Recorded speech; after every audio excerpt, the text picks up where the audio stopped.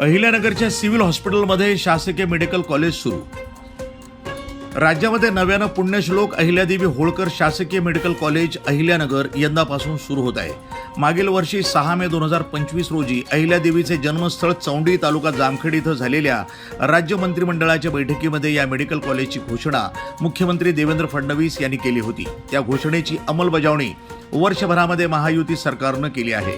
विधान परिषदेचे सभापती प्राध्यापक राम शिंदे यांनी या कॉलेजची मागणी केली होती. तिची दखल घेत मुख्यमंत्री फडणवीस यांनी यंदापासूनच Punyashlok Ahilyadevi Holkar government medical college सुरू होत असल्याची घोषणा दिनांक 27 एप्रिल रोजी केली. यामुळं नगरच्या सिव्हिल हॉस्पिटलमध्ये 100 विद्यार्थी संख्या आणि 430 बेडची क्षमता असलेले वैद्यकीय कॉलेज रुग्णालय सुरू होत असून या कॉलेजची प्रवेश प्रक्रिया याच वर्षी 2026 पासून सुरू होत आहे.